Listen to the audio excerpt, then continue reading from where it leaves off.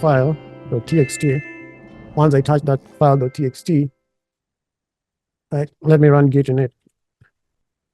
I've initialized an empty directory. If I do git branch, let it show me I don't have a branch. So I'll do git checkout -b dev -b dev or -b can. All right, I'm now on on the branch can. So I don't know, it's not showing me branches. Git branch, I'm on can. So on this can, if I do git status,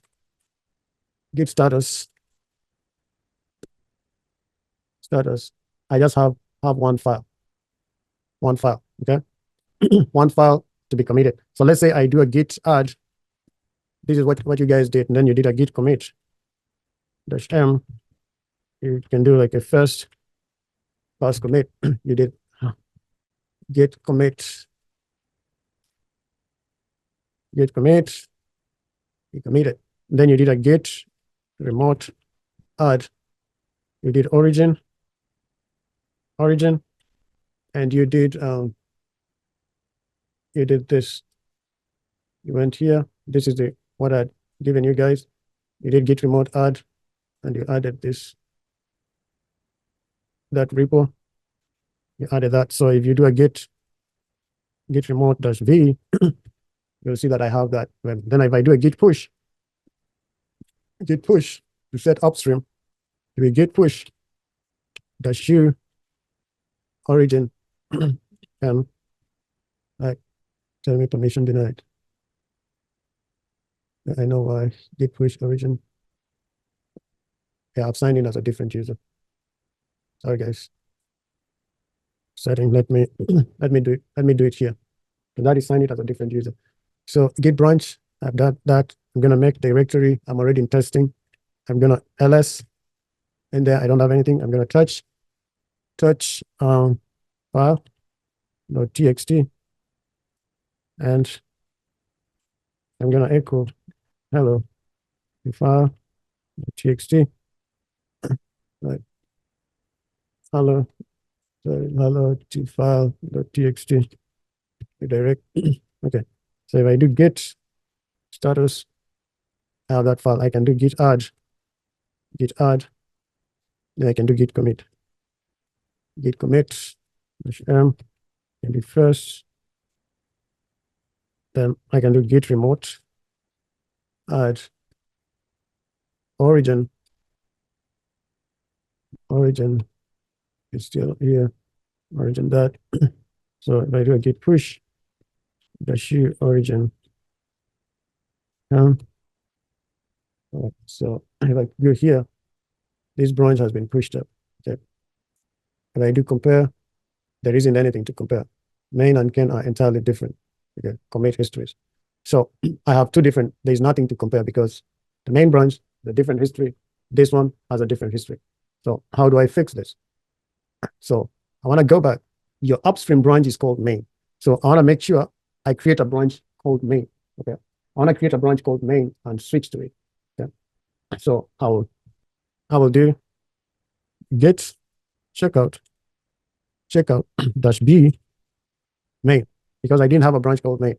So I want to have a branch called main, and I switch to it. Now I'm on main. While I'm on main, I'm gonna do a git pull, right? Git pull origin. I'm pulling the main branch, okay, but I'm allow unrelated what? Histories. So I'm pulling it to allow unrelated histories because these branches, they don't have a common ancestor, common parent. So I'm doing a git pull origin to allow unrelated histories. But when I'm pulling it, I want to rebase. I want the option to rebase my branch because my dev can branch is very different, but I want to rebase it to the main. So when I'm doing a pull, I have to do an option to rebase. Okay. So once it does that, it goes and fetches the head from my DevOps and it successfully rebases my branch. But now, because of that, now I need to switch to my branch. I need to switch now to my branch that I created. I'll do a git switch, right? Git switch. I need to switch to my branch, which is that branch can. But now I need to rebase my branch to the main. So I'll do a git rebase. Git rebase, I'm rebasing it to the main. Okay? Git rebase to the main. Once I rebase it, it successfully rebases my branch to that particular main branch. But then I have to do a git push. Now, if I do a git push, it is going to reject because I've rebased it. It is not a fast forward. So what I need to do is I need to use a git push. But in the past, we've been using force. Now, you're using force because this is a branch that you're not collaborating with other people. Now, if we were working on the same branch, that you are also committing other things on that branch. So if someone else had done a commit on my branch, and I use the force option, it is going to do what? It is going to remove the commits that they had done, right? And it will push my commit to that branch. So that's not what you want to do. So whenever we do a git push after rebase, always use ---- force, ---- with list. Yeah. Force with list.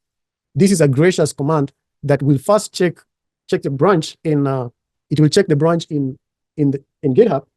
If someone else has committed anything on that branch, then it will fail on your part until you do what? You do a git pull first, because you're trying to push, but someone else has just committed to it. So make sure in your workflow, instead of using git push, always use git push force with list, right? Force with list, so that if commits have been done, it is going to fail on your side, right? If no commit has been done, then it's just going to add your commit to that branch. Yeah. So I'll use force with list, and once I do that, it is going to update my branch, right? Then once I do a comparison here, now I see on my branch, it is able to merge. Okay, so I'm able to create a pull request. I can create a pull request, a new pull request, main, and I want to compare with Ken. I'm able to create that pull request. Yeah, so that is what you need to do. What you need to do as a workaround. If you ever get in a situation like that, then just try to figure it out. So don't try to delete your branches, because those branches, they have code in it. Don't try to say, okay, I'm just going to start over. Remember, these are thousands and thousands of code. You've been working for 3 days. So figure out a way of solving that, right? Solving that. So again, create a branch, make sure you rebase your branches and push it up graciously. So just learn to push it up graciously, so that when you're working on a team, you don't break other people's code, or you don't remove other commits from the branches that have already been pushed up. Okay.